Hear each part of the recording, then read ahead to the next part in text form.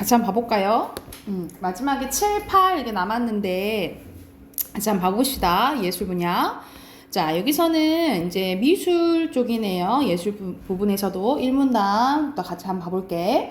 자, 18세기 조선에서는 진경산수화가 유행했는데 진경산수화의 개념 나오네요. 우리나라의 산화를 직접 답사하고 다녀보고 화폭에 담은 산수화를 진경산수화라고 하는데 무엇보다 진경은 대상의 겉모습만 묘사하지 않고 대상의 본질을 표현한 그림을 강조한 말을 뭐라 한다는 거야?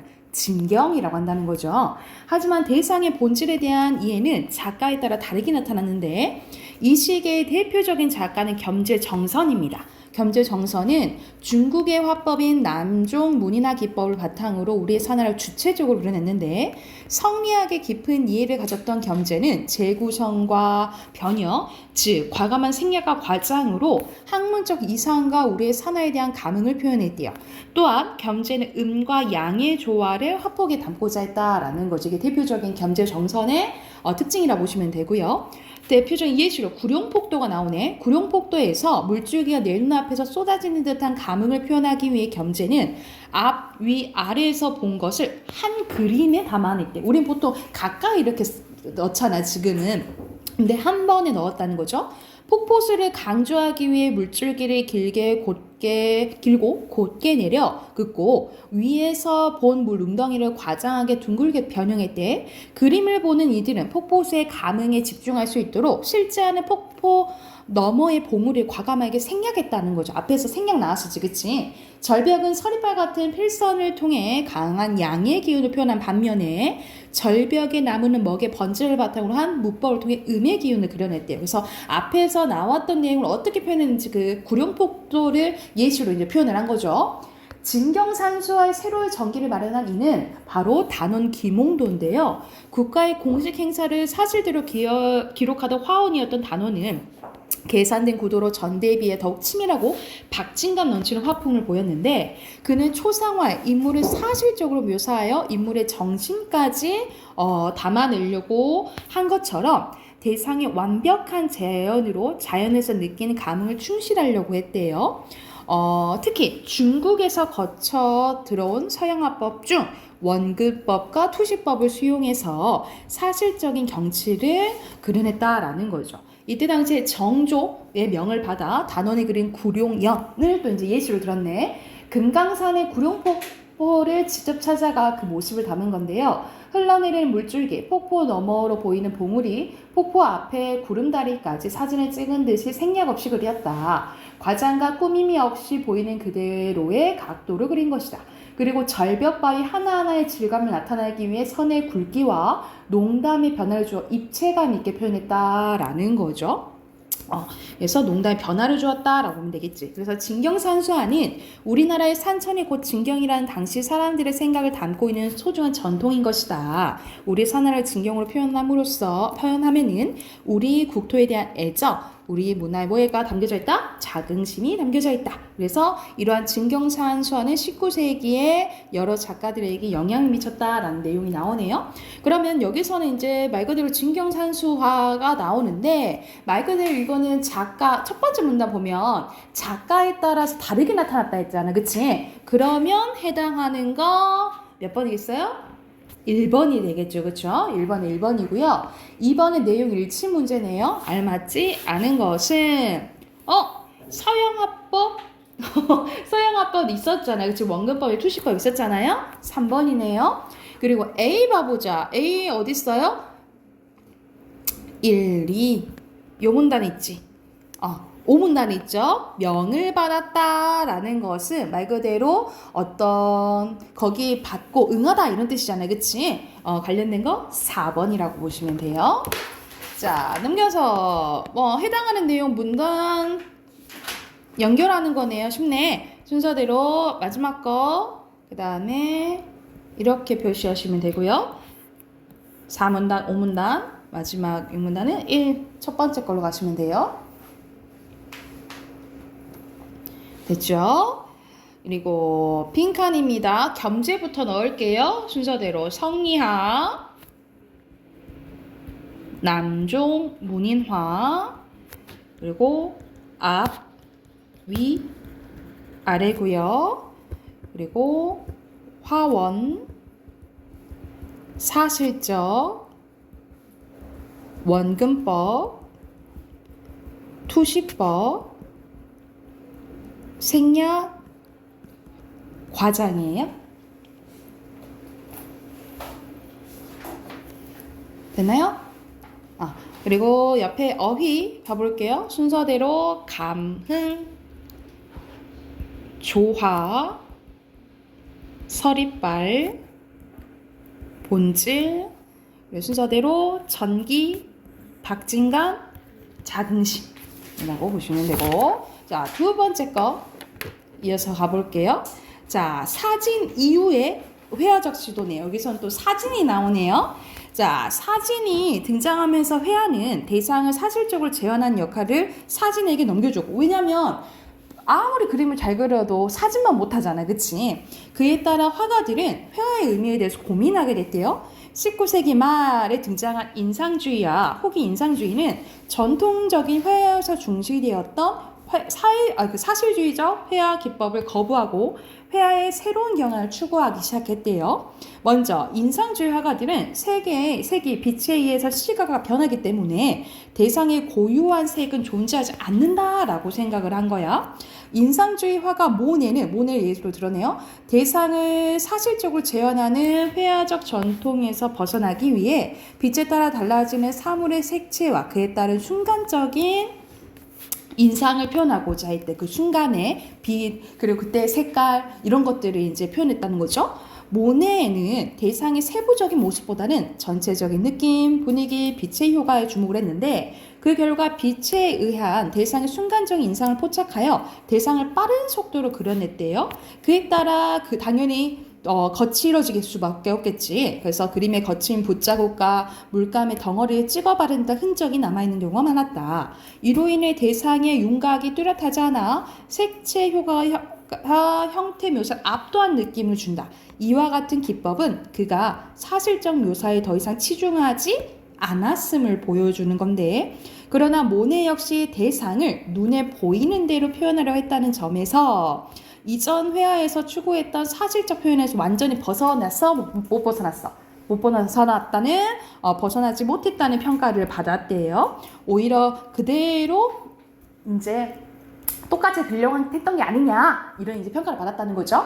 이제 후기 인상주의 화가들은 재현 위주의 사실적 회화에서 근본적으로 벗어나는 새로운 방식을 추구했는데, 후기 인상주의의 대표적인 화가는 세잔입니다. 세잔은 회화에는 눈과 두뇌가 필요하다. 이 둘은 서로 도와야 하는데 모네가 가진 것은 눈뿐이다 라고 말하면서 사물의 눈에 보이지 않는 형태까지 찾아 표현하려고 했대요. 이러한 시도는 회화란 지각되는 세계를 재현하는 것이 아니라 대상의 본질을 눈에 보이게끔 표현해야 된다라고 생각했다는 거죠. 그래서 세자는 하나의 눈이 아니라 여기 용문단까지 있네. 세자는 하나의 눈이 아니라 두 개의 눈으로 보는 세계가 진실이라고 믿었고, 두 눈으로 보는 세계를 평면으로 그리려고 했대요. 그는 대상을 전통적 원근법에 억지로 맞추지 않고 이중 시점을 적용해서 대상을 다른 각도로 바라보려고 했고, 이를 한 폭의 그림 안에 표현하려고 했대. 아까 전에 약간 그거랑 비슷하죠. 겸재정선의 위아래 다 이제 한 폭의 그림으로 표현하려고 했다 했잖아, 그치? 그거랑 약간 비슷하긴 하네. 또한 질서 있는 화면 구성을 위해 대상의 선택과 배치를 자유로운 정물화를 선호를 했대요. 세자는 사물의 본질을 표현하기 위해서는 보이는 것이 그린 것이 아니라 아는 것이 그려야 한다고 주장을 했대. 그 결과 자연을 관찰하고 분석하여 사물은 본질적으로 원통, 원뿔의 단순한 형태로 이루어졌다는 결론에 도달했고, 이를 회화에 구현하기 위해서 이는 이중 시점에 더 나아가 형태를 단순하여 대상의 본질을 표현하려 했고, 윤곽선을 강조해서 대상의 존재감 부각하려고 했대요. 회화의 정체성에 대한 고민에서 비롯된 그의 이런 화풍은 나중에 어디에? 입체파 화가들에게 직접적인 영향을 미치게 됐다라고 보시면 되겠죠. 그래서 대표적인 딱 그림이 보이잖아. 이런 식으로 예술과 관련된 거 보면은 여러분 2번 같이 그림이 이제 작품들이 나오거든요. 그래서 딱 봐도 가가 모네, 나가 세잔, 이렇게 보시면 되겠죠. 그래서 인상주의, 후기 인상주의라고 생각하시면 돼요. 그러면 1번부터 내용 일치 문제 봐보자. 알맞지 않은 것은 모네는 고유한 색이 존재하지 않는다 했잖아. 그치? 이 말 앞에 자체가 다 틀렸죠? 1번에 4번이고요. 2번에 여기서 인상주의, 후기 인상주의 구별해서 보면 적절하지 않은 것은 5번이죠. 벗어날 수 있다. 벗어났다는 평가는 인상주의 받았어, 못 받았어? 모네는 못 받았잖아요. 그쵸? 됐을까요? 자, 마지막 장이네요. 166쪽 가볼게요. 자, 순서대로 5고요. 그 다음에 X 벗어나지 못했다는 평가 받았다 했지, 그치? 그리고 X고요. 보이지 않는 형태까지 찾아라 표현하려 했죠? 그리고 5예요. 자, 모네부터 넣을게. 모네는 인상주의 화가고요.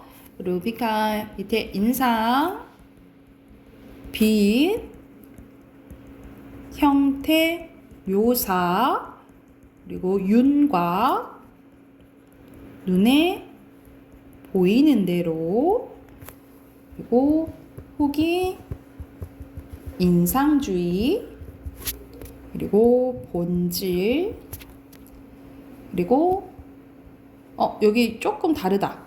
그죠? 대상을 여기다 써야겠다. 원근법에 억지로 맞추지 않고 이중 시점을 적용해서 다른 각도를 분류했고, 보이는 것이 아니라 여기가 여러분 아는 것 쓰시면 돼요. 아는 것을 그려야 한다 했고요. 그리고 밑에 윤곽선이에요. 여기 앞뒤 문제 바뀌었네. 그리고 마지막에 어디에 영향을 줬다 했어? 입체파죠? 자, 먼저 어휘봐 보자. 여러분 거랑 좀 달라요. 순서대로 선생님이 얘기해 줄게.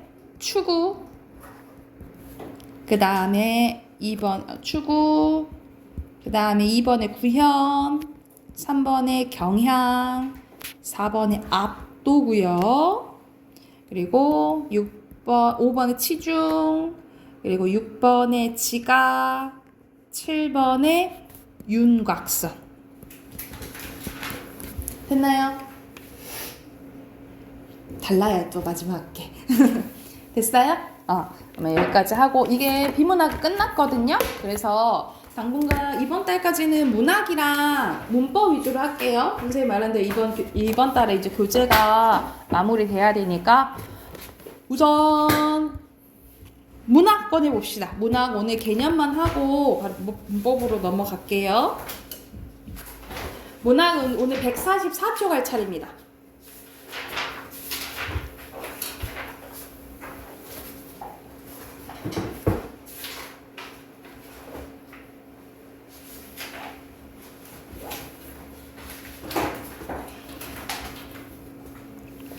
자, 144쪽 보면은 오늘 할 부분이 수필이랑 극이에요. 수필이랑 극이랑 같이 이제 나와 있는데, 자, 먼저 우리 앞에서 계속 시, 소설 했잖아, 그치? 그리고 수필, 극까지가 우리 문학이에요. 문학 갈래 크게 시, 소설, 수필, 극까지예요. 그래서 수필은 자, 우리가 자신의 경험이죠. 글쓴이가 일상에서 체험하거나 느낀 바 간단하게 경험이라고 생각하시면 돼요. 글쓴이의 경험을 내용이나 형식의 제한을 받아 안 받아? 안 받고 자유롭게 쓴 거예요. 그래서 간단하게 말하면 자신이 경험한 것을 자유롭게 쓴 게 뭐예요? 수필이라고 보시면 돼요. 다시 한번 자신의 경험을 어떻게 쓴 거? 자유롭게 쓴 것을 수필이라고 하는데, 수필은 여러분 항상 여러분 중간고사 받듯이 시나 소설이나 어떤 글이 나왔을 때 항상 갈래 문제를 물어요. 항상 갈래 문제를, 그러니까 항상 갈래 숙지하고 그거에 대한 특성이 뭐였지 하고 헷갈리면 안 되는 거야. 수필은 특성 중요해요. 특성 첫 번째, 자기 고백적입니다. 고백은 자신의 속마음을 솔직하게 얘기하는 걸 고백적이라고 해요. 그래서 특히 말 그대로 자기 경험 쓰는 거잖아요. 그치? 거기서 느낀 바를 이제 얘기하기 때문에 자기 엄청 솔직하게 얘기를 해줘야겠죠? 그래서 자기 고백적이라고 보시면 되고, 자, 형식이 어떻다 했어? 자유롭다 했잖아. 그치? 그래서 자, 말 그대로 아이러니하게도 무형식이라고 보시면 됩니다. 같은 말로 무형식 써놓으시면 되고요. 그리고 자, 제재가 다양합니다. 그러니까 우리 주변에 있는 것들이 다 소재가 될 수 있다라고 보시면 돼요. 그러니까 예를 들어서 여러분이 쓰고 있는 안경이 소재가 될 수도 있고, 뭐 예를 들어서 뭐 스마트폰이 소재가 될 수도 있고, 모자가 뭐 소재가 될 수도 있고. 그래서 우리 몸 주변에 있는 것들이 다 소재가 될 수 있다라고 해서 이걸 뭐라고 하냐면 몸신자예요. 신변 잡기적이라고 해요. 우리 몸 주변에 잡다한 것들을 다 기록한다. 이렇게 해서 기억하시면 되겠죠? 그래서 제재가 다양하고요. 자, 글쓴이의 개성이 잘 드러납니다. 그래서 개성적. 자, 우리가 수필의 대표적인 게 일기거든요. 우리가 일기 전문가 따로 있나? 우리 다 쓸 수 있잖아, 그치? 그래서 누구나 쓸 수 있다라는 게 비전문적이에요. 비전문적. 그리고 이것도 줄글의 형식이니까 산문 양식이거든요. 산문이긴 한데 일반적인 소설, 다른 글보다는 조금 짧다라고 생각하시면 되겠죠. 추가적으로 좀 더 써놓으면 우리가 일기 생각하면 우리가 시시콜콜 다 쓸 수는 있지만 보통 뭐 남길 만한 이제 이야기 에피소드를 써야 되잖아요, 그치? 그래서 어떤 좀 교훈적이라고 보시면 되고요. 그리고 말 그대로 사실이겠지, 사실적. 그리고 내가 쓰는 거니까 개인적인 생각이 들어가겠죠? 뭐 주관적 이렇게 쓰면 되겠죠? 한 요 정도만 써놓으시면 될 것 같아요. 그래서 자기 고백적, 무형식, 신변잡기적, 신변잡기적, 그리고 개성적, 비전문적, 교훈적, 사실적, 주관적. 이게 대표적인 이제 수필의 특징이라고 생각을 하시면 돼요. 이게 됐을까요? 그리고 종류는 어떻게 이제 나뉘어지냐면 뭐 내용에 따라 진술 방식에 따라 나뉘어지는데 진술 방식에 따라는 조금 잘 안 나와요. 뭐 예를 들어서 교훈을 담으면 교훈적 수필, 약간 극적이면 희곡적 수필, 시적인 정서가 느끼면 우리 서정적인 감정을 담은 걸 서정적이라 하거든요. 그래서 시 있잖아. 우리 시를 거의 다 서정시라 하거든요. 왜냐면 감정이 나오기 때문에 서정시라 하는 거예요. 아니면 뭐 약간 좀 길어. 그러면 서사적 수필이라는데 이렇게까지는 완벽히 막 나뉘어지진 않아서 가장 많이 나오는 게 요거예요. 요거 그냥 하시면 돼요. 자, 종류는 크게 경수필과 중수필로 나뉘어지는데 경수필은 가벼울 경자예요. 그러니까 말 그대로 다루는 주제가 가볍다라고 생각하시면 돼요. 그래서 대표적인 예시가 일기, 앞에서 말했던 일기, 편지 또는 기행문 같은 것들 있죠. 이런 것들이 이제 경수필이라고 생각하시면 되는데, 자, 여기서 잠깐 중요한 게, 여러분 편지랑 기행문 잠깐 봐볼게. 여러분 방금 선생님 말했어. 수필은 뭐가 없다고? 형식이 없다 했잖아. 근데 요 편지랑 기행문은 약간의 형식이 있어요. 약간 형식이 있는데, 자, 우리가 편지 생각하면 어떻게 시작해 보통? 원희야 잘 지냈니? 나 누구야? 이렇게 이제 시작하겠잖아, 그치? 인사가 필요하겠잖아? 그래서 첫인사에 해당되는 게 서두. 그리고 편지를 쓸 때는 이유가 있겠죠? 뭔가 전달하기 위해 쓸 거잖아, 그치? 하고 싶은 말을 사연이라고 하고요. 끝인사, 내가 이만 줄일게. 건강하게 잘 지내렴. 끝인사 해야겠죠? 그게 결미라고 보시면 되고요. 그래서 서두, 사연, 결미 써놓자. 이 부분이 조금 있어야 된다라고 보시면 되고, 기행문은 어디 갔다 쓴 거예요, 여러분? 여행, 그렇지. 여행 갔다 쓰는 거야. 그러면 뭐가 있어야 되냐면 내가 여기저기를 갔다 왔다는 장소가 있어야겠죠. 그 부분을 뭐라 하냐면 여정이라고 하고요. 여정. 그리고 내가 거기서 보고 들은 것을 견문. 그리고 마지막에 느낀 점, 감상이 있어야 된다라고 보시면 돼요. 그래서 기행문은 여정, 견문, 감상이 있어야 된다라고 보시면 되고요. 중수필 있잖아요. 중수필은 말 그대로 무거울 중자, 다루는 소재가 조금 무거운 거예요. 그래서 대표적인 예시가 뭐 사회적, 학문적, 철학적 이렇게 나와 있죠. 대표적인 예시는 평론, 논리적으로 평가한 글이거나 아니면 칼럼이 대표적인 중수필이거든요. 그래서 칼럼은 우리 신문 기자들 있죠? 기자들이 자신이 생각하는 사회적 문제에 대해서 쓴 것을 칼럼, 보통 칼럼이라 하거든요. 그래서 보다 좀 주제가 무겁고 사회적이고, 아까 선생님이 이거는 주관적이라 했잖아. 근데 칼럼은 중수필은 약간은 조금 객관적인 성격이 좀 있다라고 보시면 돼요. 그래서 좀 주제가 조금 무겁고 개인적인 생각이 들어가긴 하지만 그래도 좀 더 냉철하게 조금 평가하는 글이다라고 생각을 하시면 됩니다. 여기까지 됐을까요? 자, 그리고 여기까지 수필이고, 자, 밑에는 희곡입니다. 극 중에, 극은 크게 두 가지로 나뉘어진다 생각하시면 돼요. 여기서 희, 고, 그리고 시나리오, 또는 뭐 드라마, 대본, 이렇게 얘기하기도 하는데, 그냥, 시나리오의 영화나 드라마의 대본 합쳐버릴게요. 원래 따로 되어 있긴 하는데, 보통 이제 시나리오는 영화의 대본 얘기하거든요. 근데 이제 합쳐서 영화나 드라마의 대본을 시나리오, 희곡은 연극의 대본이라고 보시면 됩니다. 그래서 같은 극이어도 희곡과 시나리오는 조금 차이가 있어요. 그리고 가장 많이 비교하는 게 소설과 좀 많이 비교를 합니다. 자, 먼저 희곡의 개념 봐볼게요. 희곡은 자, 목적이 무대 상연이요. 무대에서 보여줘야 되는 거야. 무대 상연을 전제로 하는 연극의 대본을 희곡이라고 하는데요. 희곡. 자, 특징 봐보자. 무대 상연을 전제로 하기 때문에 시간적, 공간적 제약, 등장인물 수의 제약을 받습니다. 왜냐면 무대는 한정돼 있잖아요. 그치? 그러면 전쟁 상황 보여주는데 막 1억 명 올라갈 수 있어? 하기 쉽지 않잖아. 그치? 근데 영화는 어때요?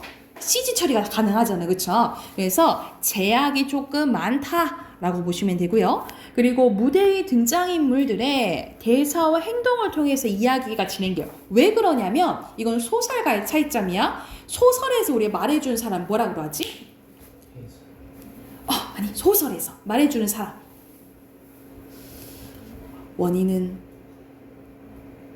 모자를 푹 눌러 쓰고 있었다. 이렇게 얘기해준 사람 뭐라 그래? 소설에서 말하는 사람을. 우리 시에서 말하는 사람은 뭐라 그래? 그치, 소설에서 그래 서술자야. 근데 희곡에서는 서술자가 있을까 없을까? 없어요. 서술자가 없기 때문에 이게 뭐와의 차이점? 옆에 써놓자. 소설과의 차이점이에요. 서술자가 없기 때문에 보통 대사와 행동을 통해서 사건이 전개가 된다라고 보시면 돼요. 그리고 인물의 성격과 의지를 만들어내는 극적 대립과 갈등을 다룹니다. 그러니까 이거는 소설가의 공통점이에요. 다 뭐는 나온다. 갈등은 나온다 라고 보시면 되고요. 그리고 모든 사건을 무대 위 배우의 행동을 통해 지금 일어난 사건을 현재화해서 보여줘요. 현재화한다는 소리는 말 그대로 그래서 그가 문을 똑똑 두드린다. 그가 발을 뻥 찬다. 이런 식으로 현재형으로 서술된다라고 생각을 하시면 돼요. 여기까지 이해됐나요? 오른쪽에 뭐가 있냐면 희곡의 형식 요소입니다. 크게 세 가지로 나뉘어져 있는데 해설, 대사, 지시문이에요.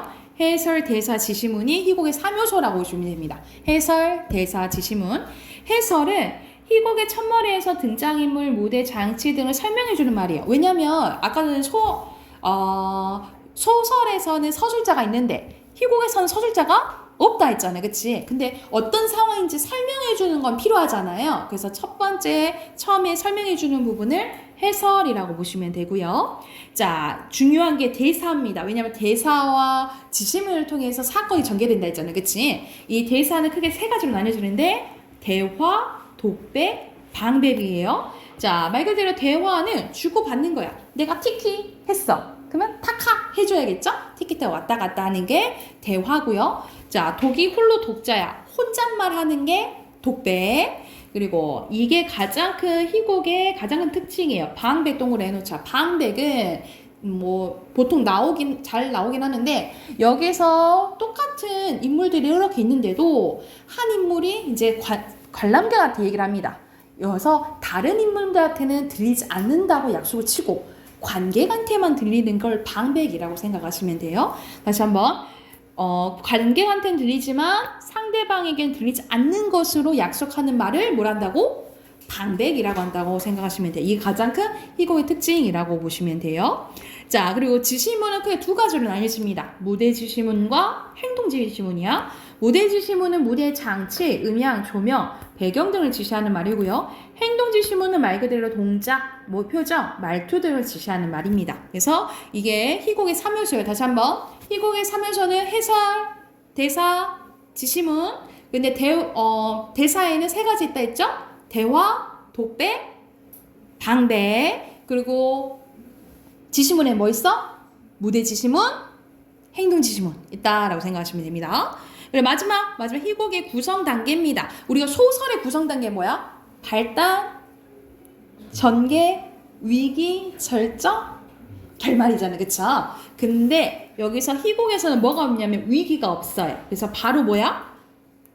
바로 발단, 전개, 절정이에요. 그 다음에 내려온 게 뭐야? 하강, 대단원. 여기가 좀 다르다라고 보시면 돼요. 근데 각 단계에 대한 설명은 크게 소설과 다르지는 않아요.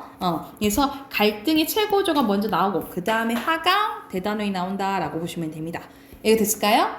밑에 세 문제 있어요. 세 문제 풀고 문법으로 넘어갈게요.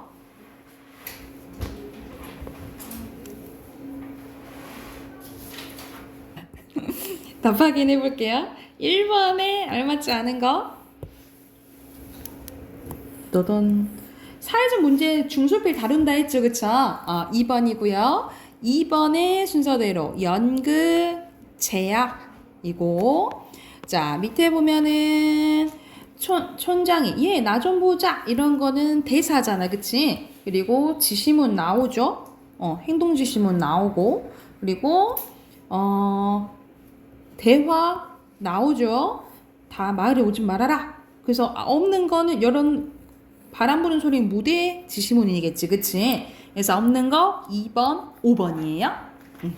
우선 여기까지 하고 문법 꺼내볼게요. 문법 그때 한 장하고 한 페이지하고 안 했던 것 같은데.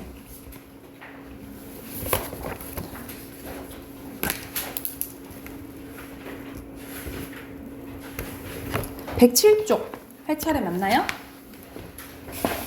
107쪽 봐봅시다. 107쪽 보면은 우리 저번 시간에 했던 게 종결 표현에 따라서 문장의 종류가 5가지로 나뉘어진다라는 거였고, 오늘 할 부분이 높임 표현이에요. 오늘 할 부분이 높임 표현인데, 자 이것만 알아도 됩니다. 높임 표현은 우리가 높이는 것만 생각하는데 사실 낮추는 것도 있거든요. 왜 그러냐면 여러분이 선생님한테 해요치를 쓰죠. 예를 들어서 선생님 수업 그만해요 하고 요로 끝나잖아요. 근데 선생님은 안 돼 이렇게 얘기를 하잖아요. 그러면 이런 식으로 반말한 것도 높임 표현에 속하거든요. 그래서 자 여러분 정의를 잘 봐야 돼. 말하는 이가 말하는 대상이나 듣는 이의 높고 낮은 정도를 구별해서 표현한 걸 높임 표현이라고. 그러니까 높임 표현이라 해서 다 높이는 것만 속해져 있는 게 아니야. 이걸 구별하시고, 높이는 대상이 누군가에 따라서 여기 기준 중요해요. 높이는 대상 동그라미. 높이는 대상에 따라서 어떻게 나뉘어져?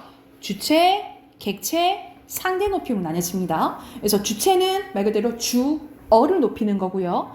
객체는 목적어나 부사어로 높이는 거고요. 상대 높임은 상대 높임법은 왜 발음이 안 되니? 말 그대로 상대편, 청자를 높이는 거라 생각하시면 돼요. 다시 한번. 주체는 주어, 객체는 목적어나 부사어, 그리고 상대 높임법은 상대방, 말 그대로 목적어나 부사어로 생각하시면 돼요. 자, 먼저 높임 표현 중에 주체 높임 가볼게요. 주체 표현은 높임법은 말 그대로 뭐 높이는 거라고? 주어 높이는 거요. 주어 높이는 건데, 자 실현 방법이 중요합니다. 실현 방법이 자 먼저 주격조사 이가 대신에 깨서가 사용되고요. 깨서. 그리고 뒤에 서술어에 용언의 어간에 선어말어미 시가 쓰입니다. 시. 그리고 특수어휘가 사용되는데 이 특수어휘가 대표적인 게 옆에 봐보자. 계시다, 주무시다, 돌아가시다, 들다, 드시다, 잡수다, 잡수시다, 편찮으시다, 말씀, 댁, 진지가 주체 높임법을 나타내는 특수어휘라고 생각하시면 돼요. 대표적으로 봐서 예시 나오지. 할머니께서 말씀을 하신다 라고 해서 여기서 주체 높임을 실현한 방법은 세 가지가 쓰인 거야. 주격조사 뭐 쓰였어요? 깨서, 그리고 특수어의 말씀, 그리고 하신다에서 시, 높임을 나타낸 선어말음이 시가 쓰였다라고 보시면 돼요. 이걸 구별할 줄 아셔야겠죠, 그쵸?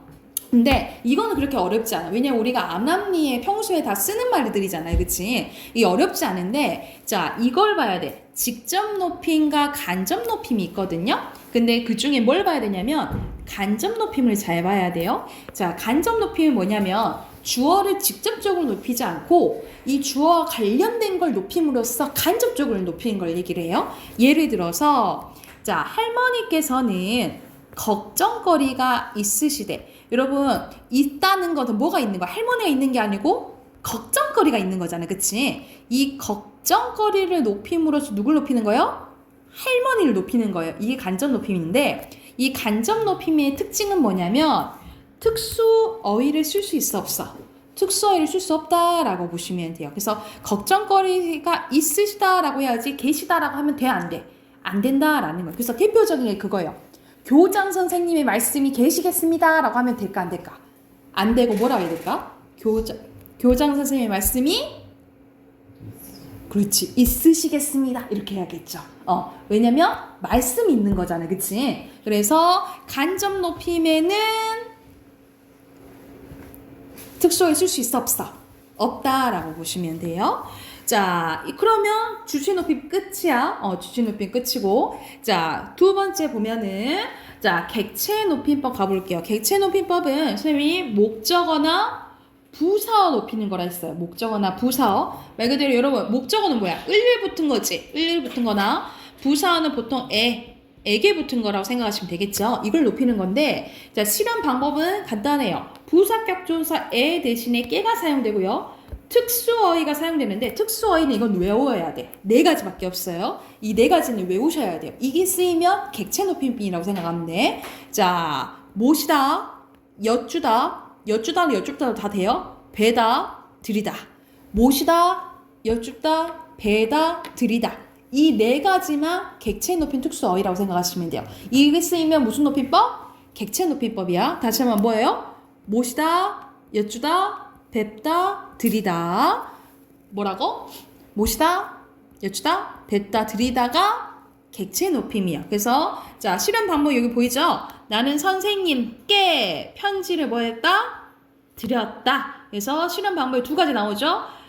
부사격 조사 깨 쓰였고요. 들이다라는 특수어휘 쓰였다라고 보시면 됩니다. 그래서 들이다, 모시다, 뵙다, 엽주다 이 네 가지가 쓰이면 객체 높임법이라 생각하시면 되고 자, 마지막 상대 높임법이에요. 헐, 이거 뭐야? 멍미? 이렇게 너무 많은데? 라고 생각하잖아. 근데 전체적인 것만 여러분 생각하시면 되는데 왜냐하면 이게 원래는 여러분 2학년 때 여러분 지금 3학년이잖아. 원래 중2 때 나와야 되는 건데 이게 거의 조금 생략돼서 잘 안 나와요. 그래서 이게 언제 나오냐면 높임법이 고등학교 1학년 때 나와요. 고등학교 1학년 때 이게 이제 시험법이 나오거든요. 내신 대비할 때. 근데 여기서는 완전 자세하게는 안 나오고 요즘에는 자세하게 안 나오고 크게 그 말투만 구별하시면 될 것 같아요. 종류가 크게 격식체와 비격식체로 나뉘어지거든요. 말 그대로 격식 차리는 거 있지. 격식 차리는 거에서 우리가 공식적인 상황이거나 아니면 우리가 친하지 않을 때 쓰는 게 격식체고요. 우리가 이제 비공식적인 상황이거나 우리가 친밀해졌을 때 쓰는 게 비격식체라고 생각하시면 돼요. 그래서 여러분 이 순으로 외우시면 돼요. 가장 높은 게 하십시오체야. 그래서 여러분 남학생들은 여러분 군대 가면 단아까 말투 쓴다 하잖아, 그치? 그때 쓰는 게 하십시오체예요. 그래서 가십니다, 가십니까, 갑시오, 안녕하십니까 이렇게 얘기하는 게 하십시오체예요. 그래서 가장 높은 게 하십시오, 아주 높임이 돼 있죠. 그 다음에 하오, 그 하오체는 잘 안 써요. 이제 좀 나이 드시면 쓰는데 우리 조선시대 말투 있잖아요. 그리하오 이런 것들 있잖아요. 근데 가시오 이런 것들은 지금 잘 안 쓰죠. 예스런 말투. 하계체도 말이 그런데 하계체는 그래도 어르신들은 많이 써요. 그리하게 예를 들어서 정민군 그리하게 이런 식으로 뭐 예를 들어서 갑시다 이런 것들 쓰잖아요. 그쵸? 그 다음에 반말인 헤라체 아주 낮춤이에요. 그 다음 게 해요 채 여러분이 많이 쓰는 해요채, 선생님도 여러분한테 많이 쓰죠. 이런 것들 해요채. 근데 아예 친구들끼리 하는 반말은 해채라고 생각하시면 됩니다. 그래서 어느 순으로 위에서부터 외우시면 돼요. 순서대로 뭐야? 하십시오, 하오, 하게 해라, 해요, 해채. 그래서 이렇게 위에 게 격식체예요. 그리고 요 밑에가 있는 게 비격식체라고 보시면 돼요. 그래서 하십시오, 하오, 하게 해라, 해요, 해채라고 생각을 하시면 됩니다. 자, 그래서 옆에 보면은 예시 봐보자. 주십시오, 뭐겠어? 하십시오 채겠죠, 그쵸? 그리고 앉게, 하게채, 가지요, 요 라고 있잖아, 그치? 그러면 해요채라고 보시면 되겠죠? 가지, 해채라고 생각하시면 되겠죠, 그쵸? 그래서 예전에는 진짜 선생님이 이 표를 다 외우게 했어요. 어렵게 나오면 어떻게 나오냐면 가는구먼 이렇게 나와. 근데 이것만 보면은 사실 무슨 채인지 이거 둘 중에 헷갈리거든요, 사실. 그래서 이런 것들은 쉽잖아, 그치? 이런 것들은 조금 쉬운데 뒤에가 똑같으니까 이런 것들이 오면은 좀 헷갈려해서 외우게 했는데 요즘에는 그렇게까지는 이제 문제가 나오진 않거든요. 근데 전체적으로 상대 높이법이 여기 미주고 놓자, 말하는 이가 듣는 이를 높이거나 낮추는 걸 얘기를 해요. 그래서 종결어미를 통해서 뒤에 이제 종결어미를 통해서 실현이 되는데 그게 격식체와 비격식체로 나뉘어진다라고 생각을 하시면 되겠죠. 여기까지 됐을까요? 자, 여기까지 오늘 한 높임 표현이야. 다시 한번 복습하고 뒤에 있는 거 문제 조금 풀어보게. 자, 높임 표현은 세 가지가 있다 했어요. 주체, 객체, 상대. 그래서 주체는 주어 높이는 거, 객체는 뭐 높이는 거?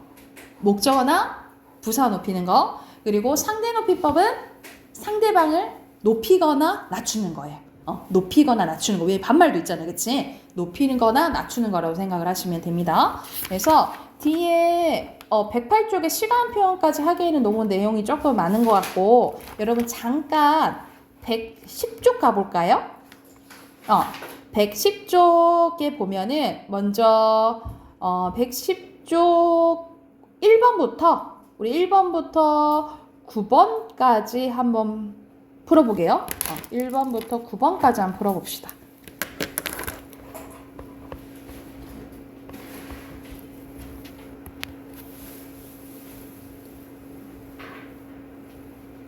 다 풀었어요? 답 확인해볼까요? 자, 1번 봐볼게요. 1번에 알맞지 않은 거네. 여기서 알맞지 않은 것은 여기서는 종결어미와 관련돼서 문장이 유형이 나눠진다 했잖아요, 그쵸? 여기서는 알맞지 않은 거 4번이고요. 그리고 2번에 알맞지 않은 거 여기서는 4번이죠. 양보를 요청하는 것이 아니라 어떤 행동 같이 하자라고 얘기하는 거잖아요, 그쵸? 청유문이지, 그치? 그리고 수사문은 대답을 요구하지 않는 거잖아요. 4번이고요. 그리고 4번의 명령문으로 바꿀 수 있는 것은 그러면 동사여야 되잖아요, 그치? 동사는 3번이죠. 그리고 5번에 알맞지 않은 거 여기서는 5번이죠. 주어가 아니고 부사어잖아, 그치? 깨로 바뀌었잖아, 그쵸? 그래서 상대 높임도 아니고 주어도 아니고 그리고 상대 높임도 아니죠. 객체 높임이에요. 그리고 6번에 할아버지께서 이렇게 하겠지. 그리고 진지를 드신다 또는 잡수신다 이렇게 써도 맞아요. 됐나요? 그리고 7번 가볼게요. 7번의 높임 표현을 바른 것은 2번이고요. 오라고 하셨어. 선생님 말씀하신 거지, 그치? 오는 건 도연이니까. 객체 높이면 모시고 찾으면 되겠죠? 3번이지, 그치? 그리고 마지막 9번에 알맞지 않은 거 몇 번? 여기서는 아주 높임. 여기서는 낮추고 있죠, 그쵸? 그래서 여기서 알맞지 않은 것은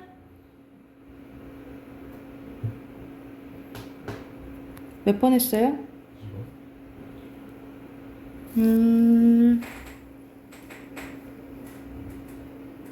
2번? 공식적인 상황이니까 높이고 있는 거 맞는데? 안 하고